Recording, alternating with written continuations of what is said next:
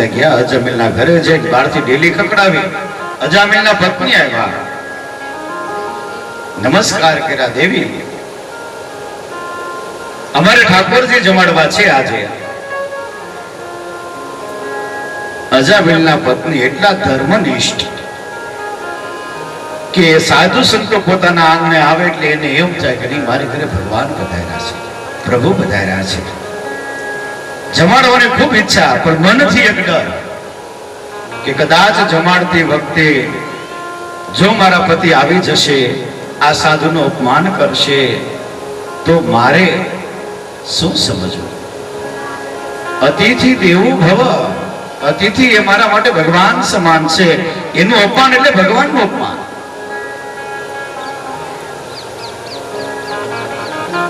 તોય પિતા પિતા હા પાડે કે કઈ વાંધો નહીં બાબુજી, આવો, પણ તમે એક કામ કરો,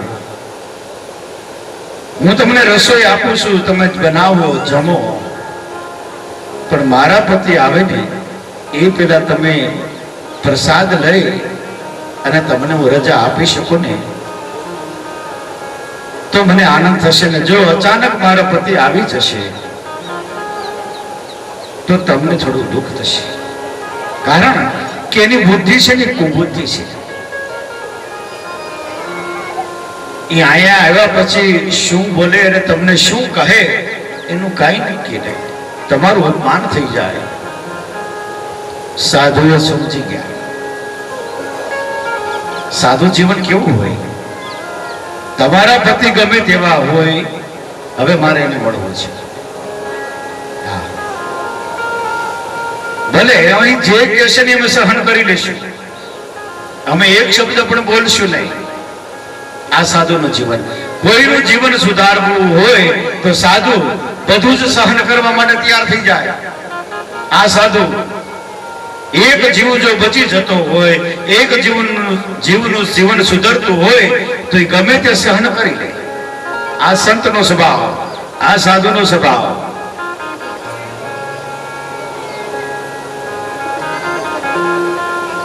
સમય થયો, રસોઈ બનાવી, જમવા માટે બેઠા. બરાબર જમતા હતા ને એમાં અજામિલ આવ્યો.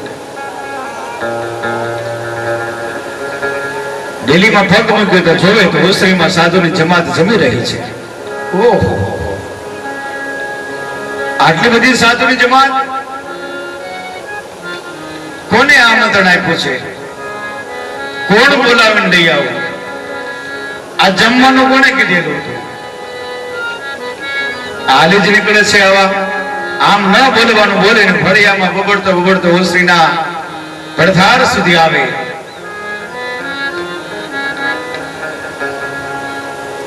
અજામિલની પત્ની બે હાથ જોડીને સાધુ સામે ઉભી રહી છે. બાબુજી, ક્ષમા કરજો, મારા પતિ વતી હું તમારી પાસે ક્ષમા માંગુ છું. સાધુઓ જેમાં જમીન પરથી કીધું, અજામિલ, સાધુ બ્રાહ્મણોને જમાડીને એટલે દક્ષિણ આપવી પડે, ત્યારે જમાડવાનું પુણ્ય તમને મળે. હવે તમે દક્ષિણ આપો એટલે રજા લઈ. આ દુષ્ટ બુદ્ધિ વાળા લોકોને જીવને ભગવાન તરફ કઈ રીતે વાળવા, સાચા માર્ગ ઉપર કઈ રીતે વાળવા, આ એ રસ્તો સાધુ અપનાવ્યો છે. કે અનાયાસે તો નામ લેશે ને, આને હાથમાં માળા આપશું તો આ કઈ જપ નહીં કરે. આને મંદિરે જવાનું કેવું તો કે મંદિરે નહીં જાય. અને સાધુ સંતોની સેવા કરવાનું કહીશું, આગળ સાધુ એને ત્યાં એક સંતાન થાય અને એનું નામ નારાયણ રાખે તો અજામિલ કીધું કે સારું જાઓ, મારે ત્યાં સંતાન થશે, એનું નામ હું નારાયણ રાખીશ. અને એમનું નામ નારાયણ રાખવા માંગુ છું.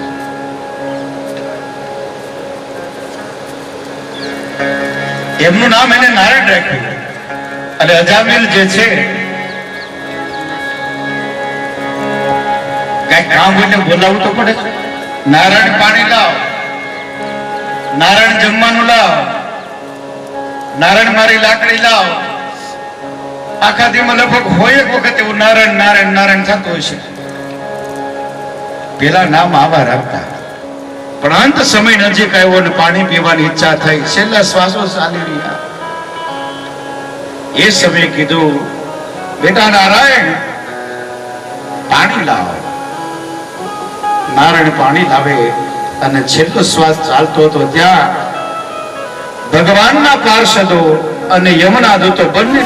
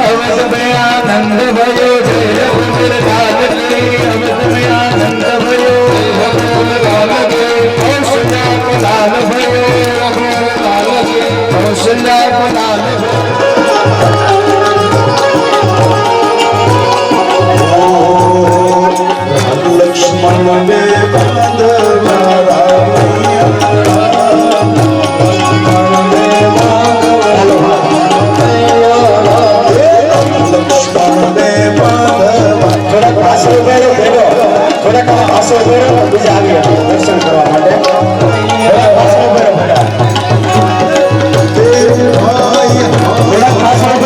દર્શન કરવા આવી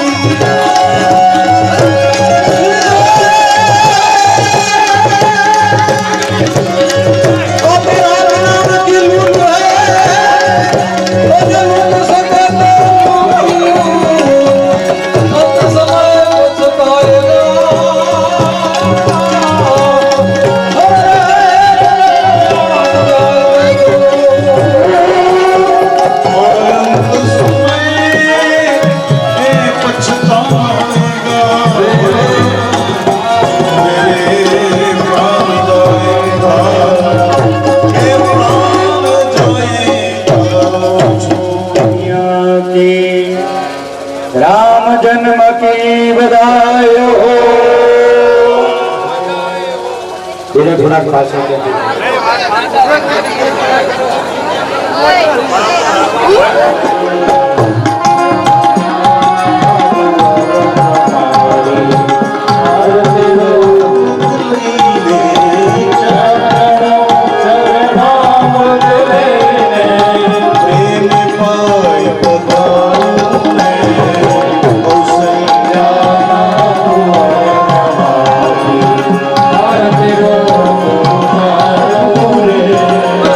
Surya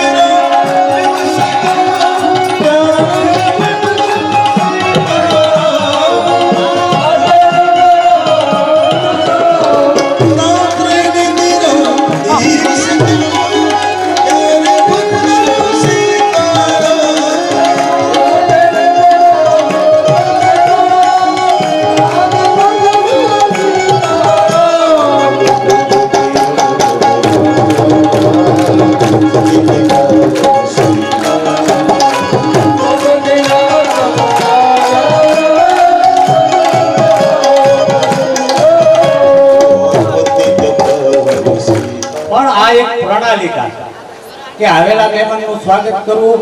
હવે એમનું ખુદનું સ્વાગત કરવાનું કીધું હતું ત્યારે એમને ના પાડી, પણ આ પ્રશ્ન આયોજકોમાં એવો ઉભો થયો છે કે ભાઈ આજે આવ્યા કાલે ન આવે તો એ સ્વાગત કરનાર રહી જાય. એટલે મેં શાસ્ત્રીજીને એટલું કીધું કે શાસ્ત્રીજીનો સ્વભાવ સરળ છે એટલે આટલી વાત આપણે કરીએ એકલી હોય. અને આજે જે કઈ વાત કરતા હતા એમાં મારે ટૂંકું કહેવાનું છે, નકર હું આ ઊભો છું પછી બંધ કરતા મને બંધ થવાનું નથી મારે. એનું કારણ તો આજ સાહેબે જે વાત કરી મૌનની, તો મૌનની તાકાત શું છે? જો જ્ઞાન મેળવવું હોય તો ઓછું બોલવું, વધારે સાંભળવું. તો આજે આપણે મળી છે એ નામ દઈ અને ત્યાર પછી તરત જ આપણે 1000 રૂપિયા વાઘેલા વિક્રમસિંહ કુમારસિંહ, 500 રૂપિયા રાજુભા જગતસિંહ ઝાલા ખરેડી, 1100 રૂપિયા જાડેજા નરેન્દ્રસિંહ દોલુબા, 500 રૂપિયા જાડેજા ગુણવંતસિંહ રતનસિંહ. હવે આને એવી તાલીમ પાડો, કારણ કે હું બોલી ગયો ઝડપથી, આ 5 વ્યક્તિની 15 તાલીમ પાડો.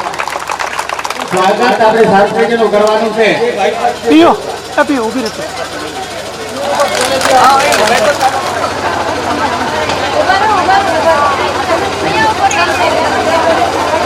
2100 રૂપિયા છે.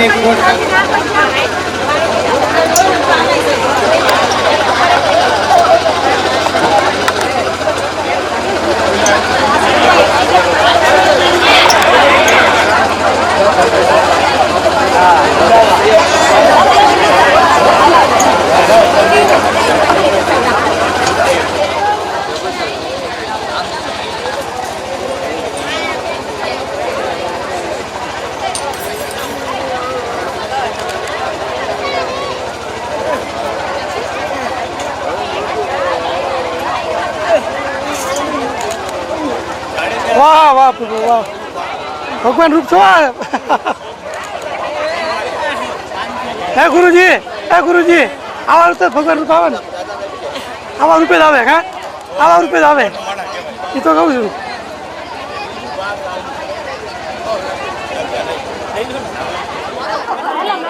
હનુમાનજી આ બાજુ.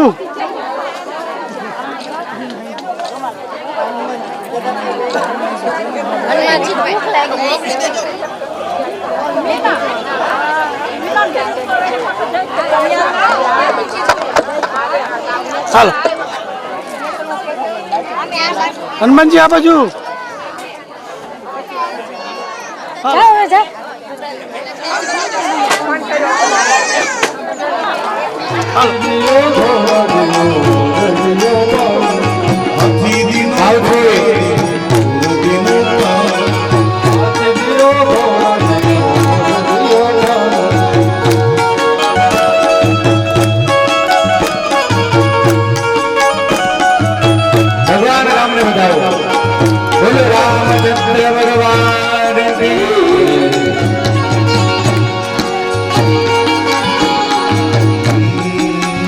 Sri Ram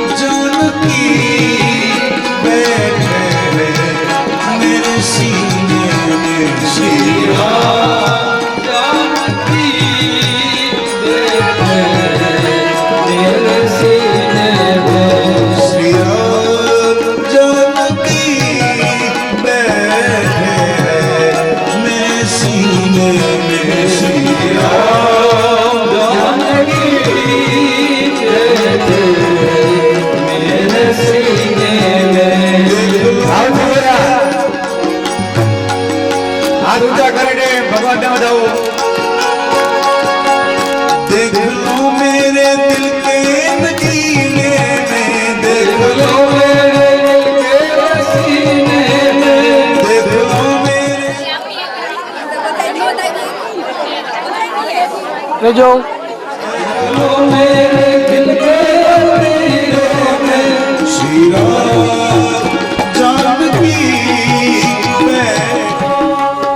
એવું એકાદું ધન આપણે પણ રોજના માટે કમાતા જઈએ કે જે ધન મૃત્યુ પછી પણ આપણને કામ લાગે.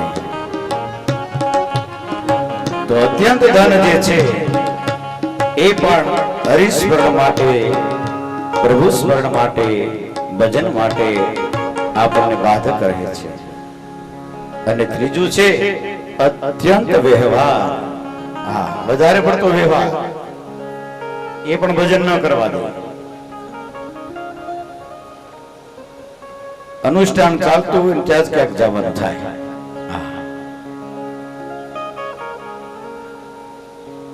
નક્કી કર્યું કે 4.5 મહિને ક્યાંય જવું નથી, અનુષ્ઠાન જ કરવું છે. નવરાત્રી ચાલે છે, 9 દિવસ ક્યાંય જવું નથી. 9 દિવસમાં જેવો જ એક વ્યવહાર આવી જાય ને, જાવું જ પડે. વ્યવહાર ન છોડી શકાય.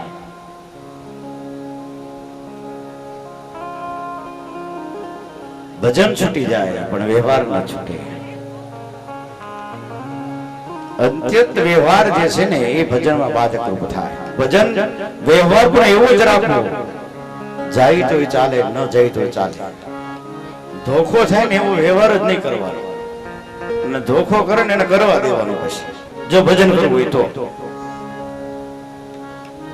પછી લોકો કે એની સામે નહીં જોવાનું.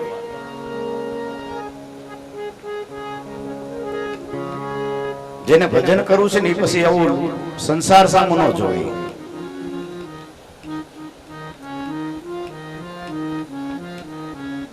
અત્યંત વ્યવહાર છે ને એ પણ ભજન માટે બાધક છે.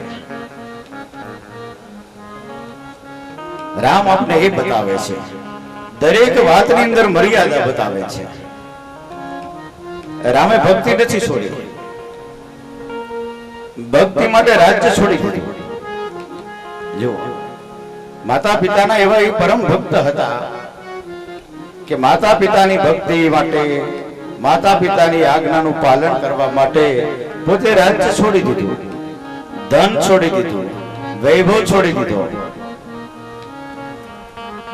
મારા માતા પિતા જો એ આનંદમાં રહેતા હોય, એ ખુશ રહેતા હોય તો હું બધું છોડવા માટે તૈયાર છું. આ મર્યાદા માતા પિતાની. અત્યારે તો નામ ન લઈ શકાય. તમને શું ખબર પડે? બેહો. હા, થોડી ઘણી એને નથી ખબર પડતી એટલે જ મોટા કર્યા. ખબર પડતી હોય તો મોટા થોડા કરે.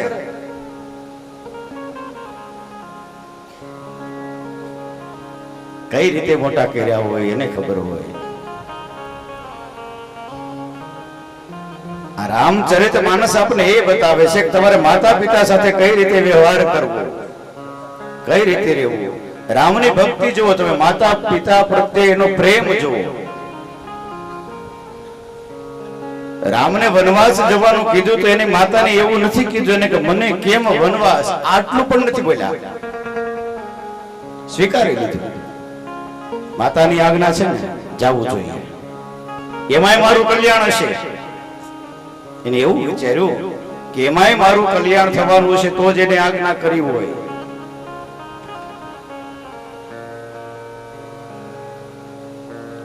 માતા પિતાની ભક્તિ છે ને મહાન ભક્તિ છે. મોટામાં મોટી ભક્તિ કોઈ હોય, દરેક ભક્તિમાંથી જો વધારે કોઈ પુણ્ય પ્રાપ્ત થતું હોય તો દેવી દેવતા કરતા માતા પિતાની ભક્તિથી પુણ્ય વધારે મળે છે. એમની આજ્ઞાનું પાલન કરવું, એની મર્યાદા રાખવી એ મોટામાં મોટી ભક્તિ છે. હાલતા ચાલતા એનું અપમાન કરવું, હાલતા ચાલતા એની વાતનો અનાદર કરવો, એનું અપમાન એટલે ભગવાનનું અપમાન. એનો આત્મા દુઃખી થાય અને પછી તમે કોઈ જગ્યાએ કાંઈ પણ ચડાવવા જાઓ, ભગવાન સ્વીકારતા નથી, માતાજી સ્વીકારતા નથી. રામ ચરિતમાનસ આપણે વાંચતા હોય, સાંભળતા હોય તો એના જેવું જીવન જીવવાનો આપણે પ્રયાસ કરવો જોઈએ. આ ચરિત્રો શું કામ? આ ચરિત્રો બધા શું કામ છે? આ કથા કરી એટલે પિતૃને તો મોક્ષ થવાનો જ છે, પણ આ ચરિત્રો સાંભળવા, આ ચરિત્રો વાંચવા, એનાથી આપણું કલ્યાણ થાય, આપણું જીવન સુધરે. આપણે રામ રાજ્ય કહીએ છીએ, દેશમાં રામ રાજ્ય આવવું જોઈએ. દેશમાં આવે કે ન આવે, આપણા ઘરમાં પેલા આવવું જોઈએ. ઘરની અંદર રામ રાજ્ય લાવવા માટે તૈયાર થઈ જાવ એટલે દેશમાં આવેલું જ છે. આપણા ઘરનું, આપણો પરિવાર એવો છે, માતા પિતા વચ્ચે પ્રેમ છે, ભાઈ ભાઈ વચ્ચે પ્રેમ છે, માં દીકરા વચ્ચે પ્રેમ છે, તો સમજી લેવાનું કે આપણા ઘરમાં રામ રાજ્ય છે જ. રામ રાજ્ય દૂર નથી, આપણા હાથની જ વાત છે, આપણે જ બનાવવાનું છે.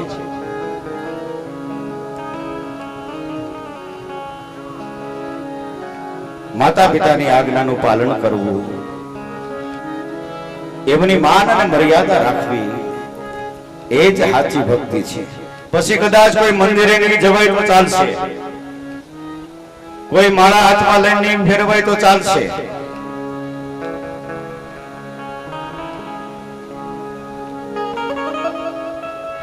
મહારાષ્ટ્રમાં એક સંત થઈ ગયા,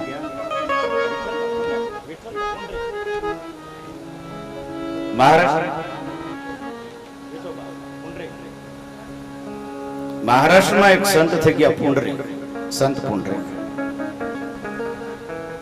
એને માતા પિતાની સેવા કરવાથી ભગવાન મળ્યા હતા. ખાલી માતા પિતાની સેવા, બીજું કાંઈ જ નહીં.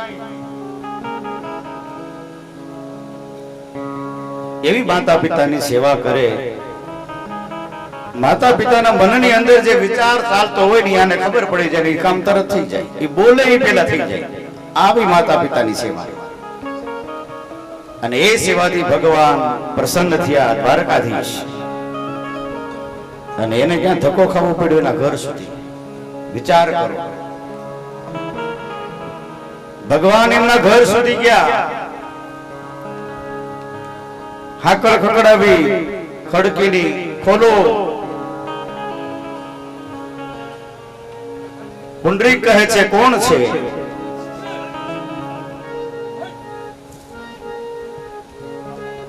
અને ત્યારે બહારથી એવો જ આવ્યો કે દ્વારકાધીશથી સ્વયં ભગવાન આવ્યા છે તને મળવા માટે.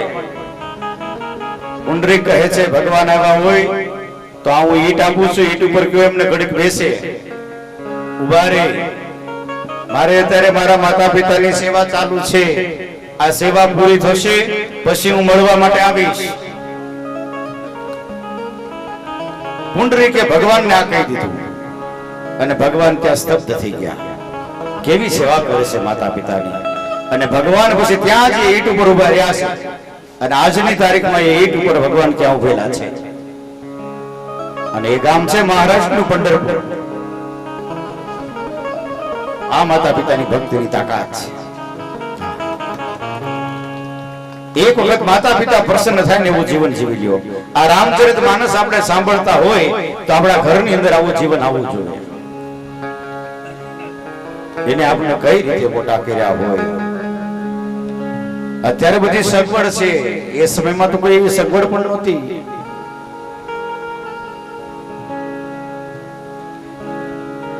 એક વખત એમની આંખમાંથી જો આંસુ પડી ગયું તો જીવનમાં ક્યારે સુખી થવાનો વારો નહીં આવે. માટે ભલે બીજું બધું મા બાપની ભૂલશો નહીં, મા બાપની ભૂલશો. ગણિત છે ઉપકાર એના, એ વિસરશો મા બાપની ભૂલશો, મા બાપને ભૂલશો.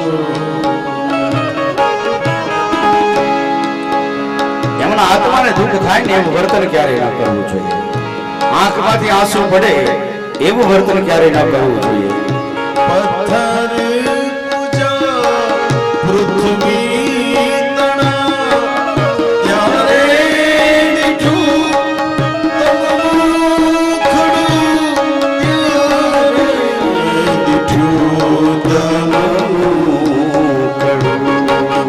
એ પુનીત જનના કાળસા પથ્થર બની છૂટશો નહીં, બાપને ભૂલશો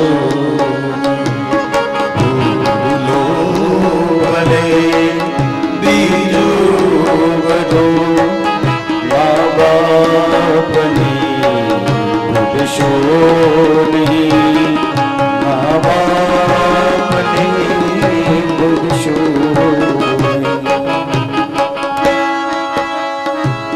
સવારમાં વાત કરી ને આપણે કે બાળક જ્યારે ગર્ભની અંદર હોય અથવા તો સંતાન પ્રાપ્તિ ન થતી હોય ત્યારે અનેક વ્રતો કરે છે, અનેક તપસ્યા કરે છે, અને એ તપસ્યાથી, એ વ્રતોથી, એ ઉપાસનાઓથી આપણું પ્રારબ્ધ બંધાય અને આપણને જન્મ મળે છે. અને જન્મ સમયે પણ એની જે વેદનાઓ છે, હા, એ વર્ણવી શકાય એવી નથી. પ્રસૂતિની જે વેદના હોય ને એ વર્ણવી ન શકાય. એ જેને જન્મ આપ્યો હોય ને એને જ ખબર હોય. કાઢી મુખેથી કોણ્યા ત્યારે દીઠું તમનું ખડું. કાઢી મુખેથી કોળિયા ત્યારે દીઠું તમનું ખડું, ત્યારે દીઠું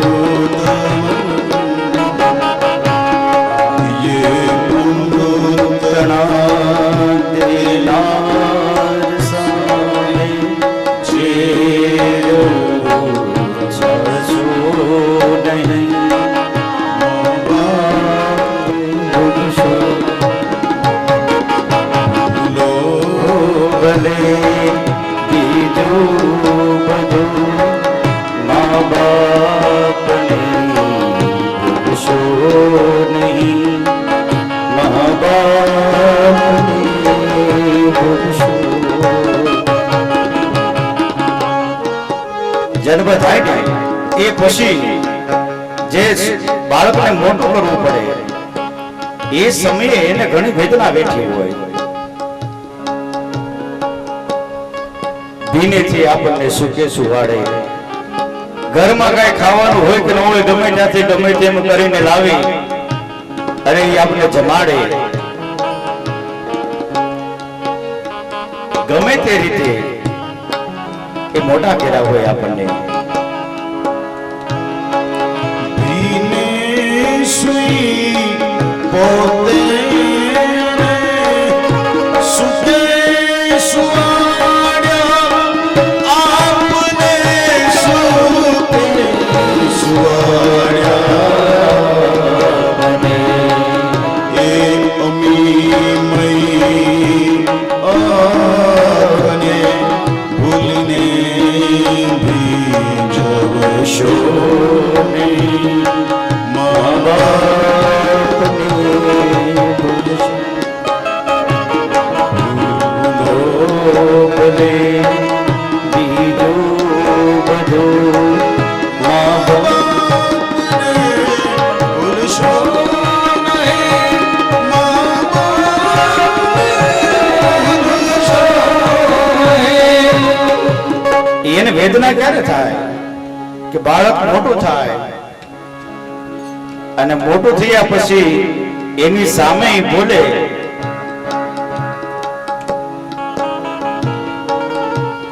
તમને કઈ ખબર નથી પડતી એવા શબ્દો જ્યારે સામે બોલે ને ત્યારે વેદનાની એની અસર થાય કે આને મેં મોટો કઈ રીતે કર્યો છે. એ અત્યારે એને તો ક્યાંથી ખબર હોય, તો નાનો હતો એને થોડું ઈ યાદ હોય. છતાં માં સહન કરી લે, છતાં પિતા સહન કરી લે, કાંઈ ના બોલે. બેટા તું કે એમ. સમય બદલાઈ ગયો ને, સમય બદલાઈ ગયો. લાખો કમાતા હો ભલે મા બાપ છે એ માનવું ભૂલશો નહીં. મા બાપને ભૂલશો નહીં. ભૂલો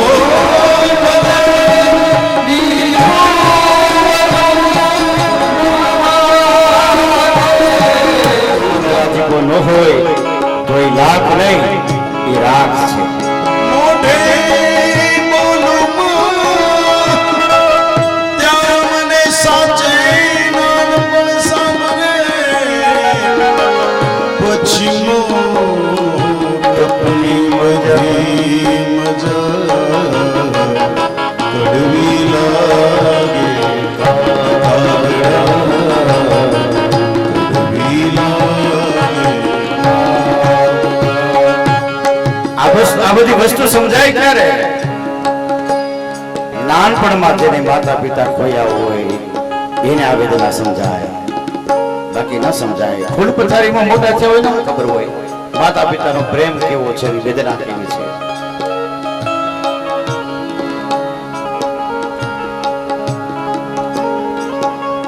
જેને ક્યારે પ્રેમ નથી થયો અને એનો વાતનો અનુભવ ત્યારે થશે કે જ્યારે તમે એની છત્ર છાયા ગુમાવી દેશો ને ત્યારે તમને અનુભવ થશે. સંતાનથી સેવા કરો, સંતાન છો સેવા કરો. સંતાનથી સેવા રહો, સંતાનથી સેવા કરો.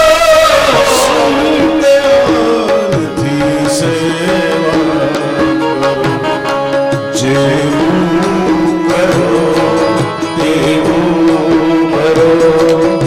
એ માનવું ભૂલશો તેવું કરો. ઈ ભાવના ભૂલશો નહીં. મા બાપને ભૂલશો. આપણે એવું ઈચ્છતા હોય કે આપણું ગડપડ આવે, આપણી વૃદ્ધાવસ્થા આવે અને ત્યારે આપણા બાળકો આપણી સેવા કરે. જો ઈચ્છતા હોય તો માતા પિતાની સેવા કરી લેજો. આપણે નહીં કરી હોય તો આપણા સંતાનો ક્યારેય આપણી સેવા નહીં કરે. યાદ રાખજો, જુદા થયા પછી પણ જો એટલો માતૃત્વનો પ્રેમ એના સંતાનને મળતો હોય તો એ સંતાન કેમ ભૂલી જાય? પોતાની પાસે કાંઈ ન રાખે, એની મૂડી જ એના સંતાન. મારા સંતાન છે ને મારા માટે મોટામાં મોટી મૂડી છે. એને પૈસાને સંપત્તિને જમીનને શું કરવા? યાદ રાખજો, ભૂલથી પણ એનો આત્માનો દુભાય. એમની સેવા કરી લેજો. આ રામચરિત માનસ માંથી આજે નભગ હતો એનો નાનો દીકરો નાભાગ,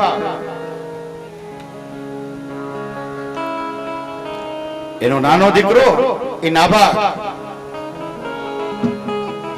અને એ નાભાગ ના ભાગની અંદર માતા પિતાની સેવા. બધા જ ભાઈઓએ સંપત્તિ વેચી લીધી, ધન વેચી લીધું, જમીન વેચી લીધી. હવે માતા પિતા રહ્યા બાકી, એની સેવા કોણ કરે? અભ્યાસ કરીને નાભાગ જે છે આવે, બધા ભાઈઓ ભેગા મળ્યા, બેઠા. નાભાગને કહે છે કે ભાઈ તું અભ્યાસ કરવા માટે ગયેલો, એમાં ઘણો સમય વ્યતીત થઈ જાય અને પછી અમે પાછળથી બધી સંપત્તિનો ભાગ પાડ્યો છે. જે કઈ જમીન હતી, જે કઈ સંપત્તિ હતી, જે કઈ મિલકત હતી, એનો ભાગમાં બધે વેચી લીધો છે.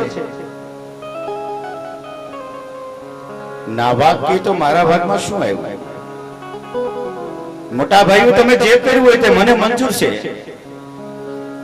પણ મારા ભાગ્યમાં શું આવ્યું એ તો મને કહો. ત્યારે મોટા ભાઈ એવું કહે છે કે ભાઈ, સંપત્તિ તો અમે નવે ભાઈઓએ સરખી વેચી લીધી. હવે એક માતા પિતાની સેવા બાકી છે, એને કોણ રાખશે? એની સેવા છે એ તારા ભાગમાં આવી છે. હવે ના ભાગ છે, રાજી થઈ ગયો. વાહ, મારે ભક્તિ કરવા બહાર જવું છું, તો મને જો માતા પિતા મારા ભાગ્યમાં મળતા હોય તો હવે મારે બહાર ભક્તિ કરવા શું કામ જવું? હું ઘરમાં બેસીને ભક્તિ ન કરું? કે જેના ચરણોમાં 68 તીર્થ છે, જેને ભજન કરતા જો ભગવાન મળતો હોય તો ભગવાન પાછળ શું કામ જોડવું? આની જ ભક્તિ ન કરું, ભગવાન ઓટોમેટિક મને મળી જાય. मैं तो मंदिर गया, पूजा आरती की, पूजा करते ही मन में ख्याल आ गया. Very good.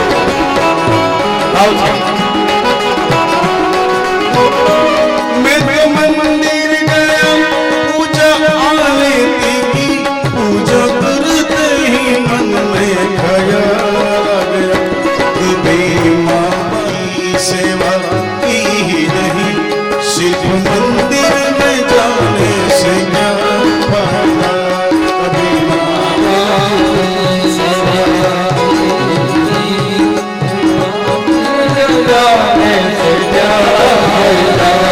कभी प्यासे को पानी पानी, कभी प्यासे को पानी पिलाया नहीं, बाद अमृत पिलाने से क्या फायदा.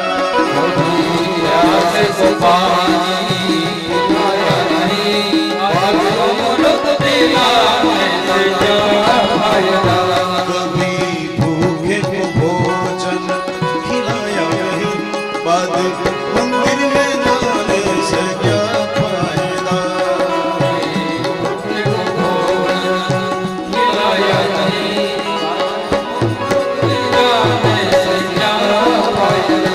गंगा नहाने हरिद्वार काशी गया, गंगा नहाते ही मन में ख्याल आ गया.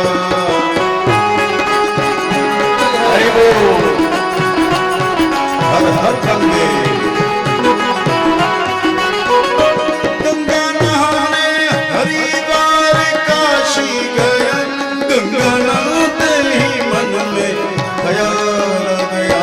कभी हे तन को धोया मगर मन को धोया ही नहीं, तन को धोया मगर मन को धोया नहीं, सिर्फ गंगा नहाने से क्या फायदा.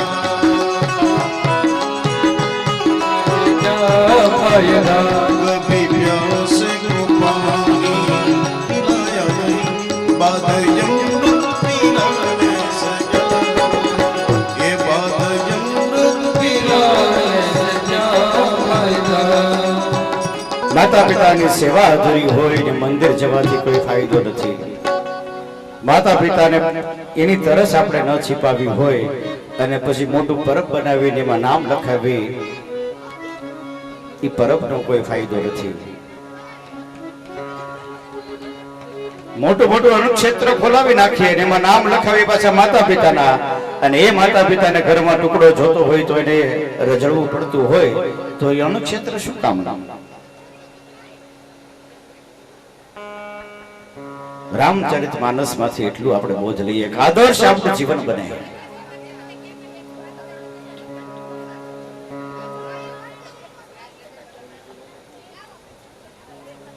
આદર્શ આપણું જીવન બને, રામ જેવું જીવન બને, સીતા જેવું જીવન બને, દશરથ જેવું જીવન બને.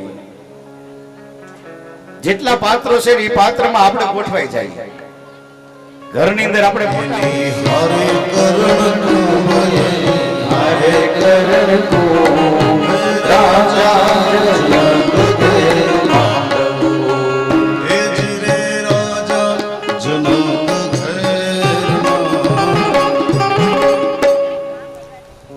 દરેક રાજાઓ બેઠેલા લંકાપતિ રાવણ સાથે એક પછી એક રાજા બધા આવે. બધાય આવે ને ધનુષ બાણ ઉચકાવા જાય તો ઉચકે નહીં. સીતાજીએ પ્રાર્થના કરી દીધી, હે માં ભવાની, અહંકારથી બે હાથ પોળા કરીને બોલતા બોલતા આવે, હજી કોઈ બળુકા રાજા કઈ નથી એવું થોડું છે? મારા જેવો બળુકો કોણ આ દુનિયાની અંદર? બોલો બધાય મારી જય બોલો. પોતાની જય બોલાવા લાગ્યો. આટલો અહંકારી, અભિમાની, આસુરી વૃત્તિ. ધનુષ પાસે આવે, ધનુષને ઉચકાવા જાય, ઉચકે નહીં. એક વાર ટ્રાય કરી, બીજી વાર ટ્રાય કરી, પરસે વળી ગયો, ધનુષ ઉચકાતું નથી. ત્રીજી વાર ટ્રાય કરી, ત્યાં ધનુષ ઉપર પડી ગયો, ધનુષ ઉચકાણું નહીં. બધી સભા હાથ કાઢે, મજાક કરવા લાગ્યા, મસ્કરી કરવા લાગ્યા. રાવણ નીચું મોઢું કરી સભાની બહાર. કર્મ કિયો એક લંકાપતિ રાવણે, લંકાપતિ રાવણે દસરે મસ્તક છે દીદાર મેરે રામજી સે કર્મ કિયો સોઈ ન હાર્યો, સોઈ ન હાર્યો સિયા રામજી સે કર્મ કિયો સોઈ ન હાર્યો. રાજા જનક કહેવા લાગ્યા કે શું આ સભાની અંદર એવું કોઈ ક્ષત્રિય નથી કે જે આ ધનુષને ઉચકાવી ના શકે? લક્ષ્મણજી ઉભા છે. રાજા આવું કેમ બોલે કે એવો કોઈ ક્ષત્રિય નથી કે આ ધનુષને ઉચકાવી શકે? એનાથી બોલાય જ કેમ? વિશ્વામિત્ર કે તમે શાંત થાઓ, મને ખબર છે તમે ઉચકાવી લેવો, પણ તમારો વારો અત્યારે નથી, અત્યારે રામનો વારો છે. વિશ્વામિત્રે રામને આજ્ઞા કરી કે જાઓ રામ. રામને આજ્ઞા કરી લે. રામે પેલા વિશ્વામિત્રના પ્રણામ કર્યા, સભાને પ્રણામ કર્યા. વિવેક જોવો, મર્યાદા જોવો. રાવણ હતો નહીં, પોતાની જય બોલાવતો હતો. આ રામનો વિવેક. બધાના દર્શન કર્યા, ઋષિને દંડવત પ્રણામ કર્યા, જનક રાજાને પ્રણામ કર્યા. ધનુષ આગળ આવી અને ધનુષને નમી અને 3 વાર ધનુષને પગે લાગ્યા. મેં જોયું છે જ્યારે જ્યારે આ ક્ષત્રિય સમાજમાં કોઈ લગ્ન હોય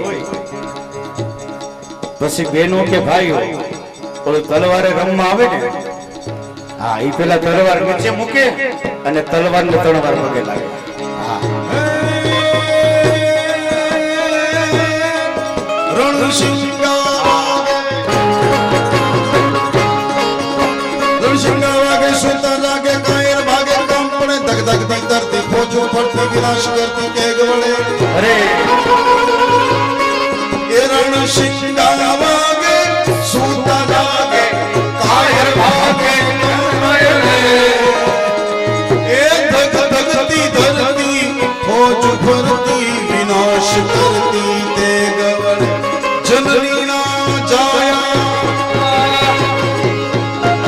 જનની ના જાયા કવિઓએ ગાયા, આવા લોકો વિરલા કોક જડે.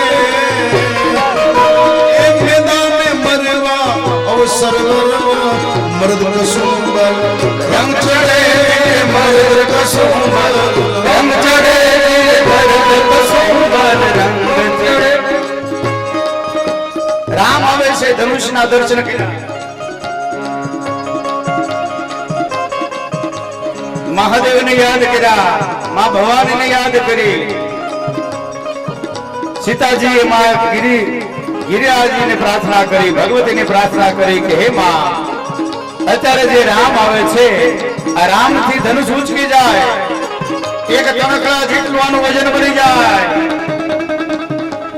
ભવાનીની પ્રાર્થના કરી રામ જ્યાં ધનુષને ઉચકવા જાય દોરી બાંધી ગયા ધનુષના બે કટકા બોલો રામચંદ્ર ભગવાન કી જય. સીતાએ વરમાળા હાથમાં લીધી અને રામને પહેરાવી. બોલો સિયાવર રામચંદ્ર ભગવાન કી જય. અને એ જ સમયે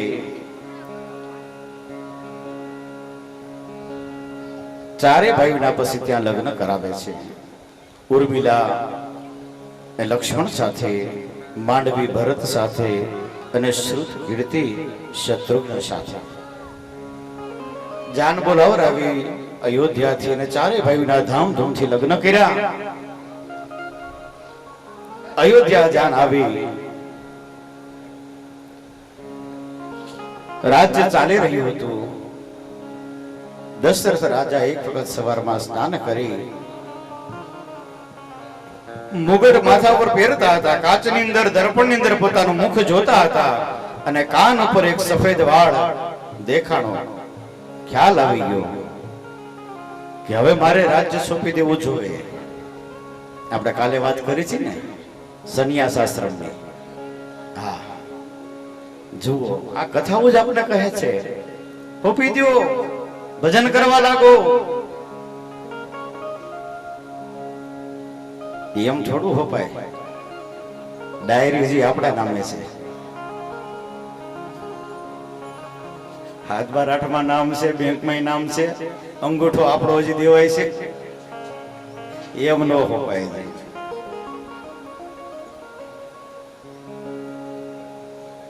ભજન કરવું હોય તો હોપી દેવાનું. હા, બાકી સંસારમાં જ રહેવું છે તો કઈ વાંધો નહીં, રાખો તમ તારે.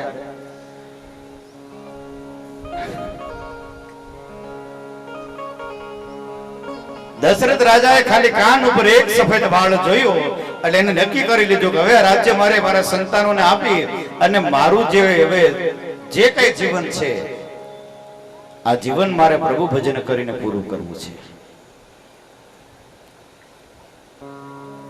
સભા બોલાવી, સભાની અંદર વાત કરી છે કે મારા મોટા દીકરા રામને હું રાજ્ય સોંપી અને મારે હવે પ્રભુ ભજન કરવું છે. વશિષ્ઠજીને બોલાવ્યા. બાબુજી મુહૂર્ત આપો, તમે જે મુહૂર્ત આપો એ મુહૂર્તે રામજીને ગાદીએ બેસાડી આપણે રાજ્યાભિષેક કરીએ.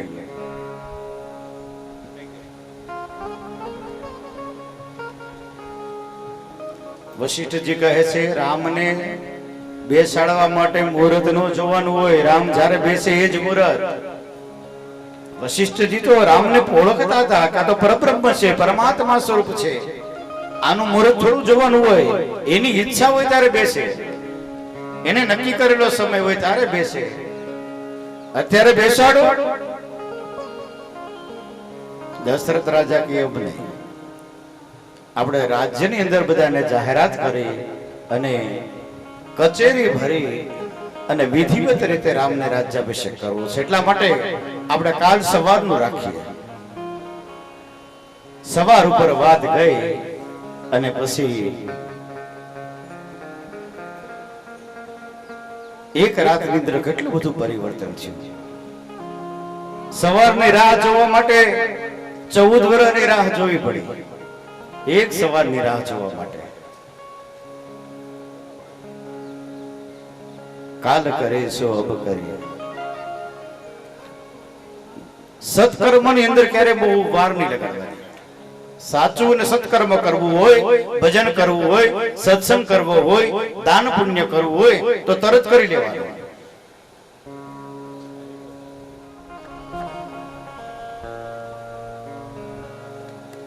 પણ એકની એક વાત વારંવાર કરવામાં આવે ને એટલે માણસ એક વખત વિચારે ખરો કે આ વારાઘડી આ વાત કરે છે તો હાવ ખોટી ન હોય, આમાં કઈ ખાચું હશે. બહુ કીધું ને પછી એને એવું કીધું કે હવે શું કરવું તું કે. એટલે એની પાસે પછી બધા કોઈડા તૈયાર. ઈ કે જો સાંભળો, તમારે 2 વચન લેવાના બાકી છે ને. રાજાએ તમને કીધેલું કે હું તમને વચન આપું છું અને જ્યારે સમય આવે ત્યારે તમે માંગજો, હું તમારી સાથે બંધાવું છું. આ તો રઘુકુળ છે, એનું વચન ખાલી ન જાય, પ્રાણ જાય પર વચન ન જાય. રઘુકુલ રીતિ સદા ચલી આઈ, પ્રાણ જાય પર વચન ન જાય. કઈ કઈ કહે છે કે વચન માંગવાના છે ને એમાં તારે બે વચન એવા માંગવાના છે. પેલું વચન એ માંગવાનું, જો યાદ રાખજે, મંત્ર બહુ શીખવાડે, બધું આમ એક એક શબ્દ શીખવાડે કે જો યાદ રાખજે. પેલું શું માંગવાનું? માંગવામાં જો ફરક પડી જશે અને કદાચ દશરથના પ્રાણ નીકળી જશે તો તને કાંઈ નહીં મળે. એટલે પેલું એ માંગવાનું કે રામની જગ્યાએ ભરતને ગાદી મળે. અને બીજું વચન એ માંગવાનું કે રામને વનવાસ. જો પેલા રામનો વનવાસ માંગીશ ને તો એ દશરથ રાજા છે સહન નહીં કરી શકે. એટલા માટે યાદ રાખજે, કઈ કઈ આમ ફૂલ ચાવી ભરી કટિબદ્ધ થઈ ગયા. કોક ભવનમાં જઈને રુદન ચાલુ કર્યું. રાજા દશરથ કોક ભવનમાં જવા માટે નીકળ્યા. ખ્યાલ આવ્યો કઈ કઈ રુદન કરે છે. પૂછે છે, રાણી શું કામ રહો છો? કાંઈ નથી બોલતા. કહો તો ખરા, તમારે રડવાનું કારણ શું? કાલ સવારની અંદર રામનો રાજ્યાભિષેક થવાનો છે. રાજ્યાભિષેકની બધી તૈયારીઓ થવા લાગી છે. દેશ વિદેશથી બધા રાજાઓ આવી રહ્યા છે અને તમે આવા કપડા પહેરીને ત્યાં રહો છો શું કામ?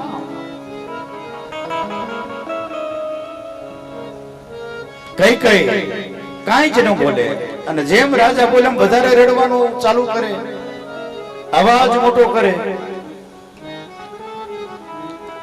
રાજા કહે તમે કંઈક બોલો તો ખરા, કંઈક બોલશો ને તો એનો ઉપાય થશે. તમારું રડવાનું કારણ શું?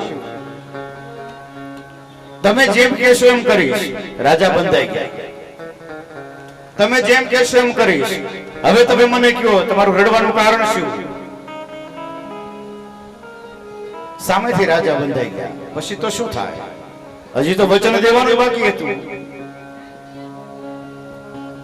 કઈ કઈ પાછા રાજાને બાંધ્યા. કરશો ને તમે? રાજા કે હા. તો મારે જે બે વચન લેવાના છે ને એ વચન મને આપો. દેવી અત્યારે હા, એક કામ કરો, રામનો રાજ્યાભિષેક થઈ જવા દો, પછી તમે જે કહેશો એ તમને આપીશ. એ કે ના, મારે અત્યારે જ વચન જોઈએ.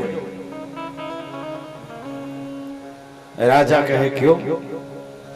મેં વચન આપેલા છે, આપવા માટે તૈયાર છું. કઈ કઈ કહે છે સવારમાં જે રામનો રાજ્યાભિષેક થવાનો છે એ રામની જગ્યાએ ભરતને રાજ્યાભિષેક થાય. શું કહો છો દેવી? હા. દશરથ ઢળી પડ્યા, ભાંગી ગયા. રામ મોટો પુત્ર છે, જ્યેષ્ઠ પુત્ર છે. રાજગાદી રાજ્યાભિષેક જ્યેષ્ઠ પુત્રની હોય. ભલે તમે મને વચન આપેલું છે, તમારે વચન આપવું પડશે. અડગ થઈ ગઈ. દશરથ આંખમાંથી આંસુ પડે છે, રડે છે. દેવી, હું સવારમાં લોકોને શું મોટું બતાડીશ? રામ બેસે કે ભરત બેસે માં તમને શું તકલીફ છે? રામ લાયક છે અને વળી પાછો મોટો દીકરો છે. અને અયોધ્યા વાસીઓ પણ આવું ઈચ્છે છે કે અયોધ્યાની અંદર રામ રાજ્ય થાય. આખું અયોધ્યા એવું કહે છે કે રામને ગાદી મળે. આની માટે અયોધ્યા તલપાપડી થવા લાગી છે. એને એક રાત એક વર્ષ જેવી લાગે છે.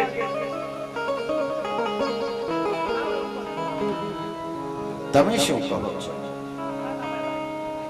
નહીં, રામની જગ્યાએ ભરતને જ ગાદી મળે. प्राण प्रिय भावत जी का दे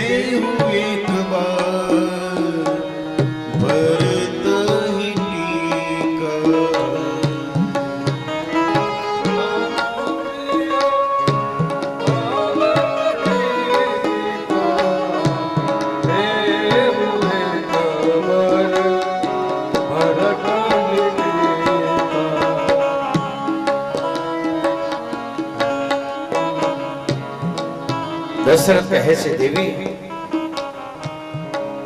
કઈ વાંધો નહીં, મેં વચન આપ્યું છે એટલે મારાથી હવે બીજું નહીં બોલાય. હું રઘુવંશી છું. કઈ કઈ કહે એમ નહીં, હજી બીજું વચન આપો. બોલો. એક વચન માં તો હું ભાંગી ગયો છું. હવે તમારે શું બાકી રહ્યું છે? બીજું